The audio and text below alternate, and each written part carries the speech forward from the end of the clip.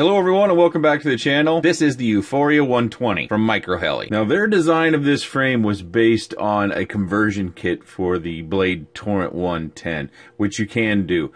But that really wasn't my purpose in looking at this. And I've been looking at this a while now. I finally got an opportunity to get my hands on one. They shipped. And there's a few things to note about this. Of course, this overlay is very glossy. You may or may not like that. And putting this together, it comes well packaged. It comes in a lot of baggies, like you see here on the desk, and you see in that picture. We also have these prop guards, and these are prop guards that we've seen before. If you build real light, they'll probably be more likely to survive a number of dramatic crashes, but if you're very heavy, I don't think they will survive, but they could provide you some use for training purposes or if you're just getting started.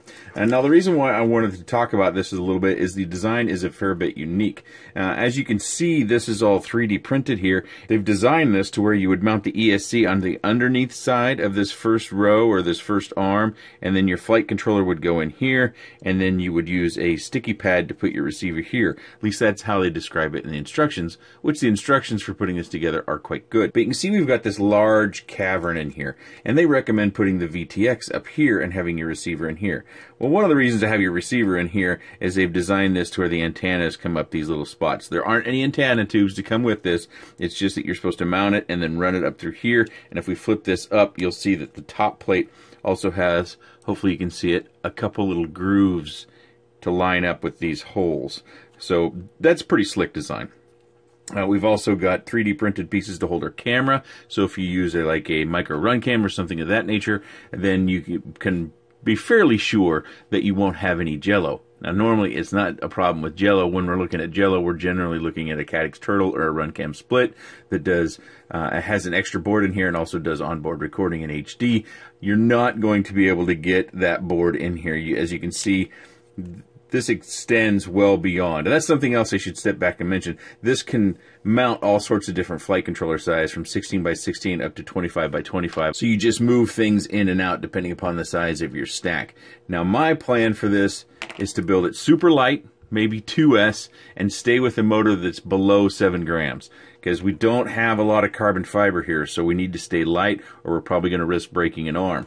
And then I'm going to either use this RaceDayQuads Nano Cricket VTX, which has an MMCX connector on it and also does smart audio, or I'm going to use this HGLRC Nano VTX. Because then I think we can do a layered stack within this cavern that we've got here. We can do our VTX maybe in the front part and our receiver in the back part, or vice versa, and then we can get everything inside the carbon fiber. These side pieces are metal, they're aluminum. And this piece up top, that is not carbon fiber, that is some sort of either 3D print or plastic. But that's my plan for building this out. It comes in at over 25 grams. One of the things I don't plan to use because it's more of a cosmetic is these 3D printed pieces for underneath your motor. They coincide with your prop guards, and they've included all the screws to mount the prop guard. But oddly enough, you can see, well, let me get one out. See how the screw is beveled there? But oddly enough, the holes in the carbon fiber are not. So those mounts, or if you use those screws, they're going to stick out here a little bit. Whether that's a big deal to you or not, that's something that you'll have to decide. But I won't be using those, so I'll be coming in just under 26 grams for the frame that I'll be building out. And I'll be using one of these, which will be coming in a future video. I'm not sure which yet. I've used this before. I've actually got this in another build that does have a Caddx Turtle. I have not used the HGLRC yet, so I might give this one a go. This will save me a little bit more weight too. I plan to just mount them with foam tape. I've done that before in the case of this one, and then use a linear antenna. In the case of the HGLRC, it comes with a UFL, and then there's also the one that comes in this kit. This is made by RaceDayQuads and is power switchable. I think it goes up to 200 milliwatts as well. You can buy that from ReadyMadeRC.com. You can find the HGLRC from airblade.com. I believe those airbladeusa.com has these, as well as other sites, but I can put links down below if you guys are interested in these pieces. But the main piece that I wanted to talk about in this video was this frame itself. So quite unique design.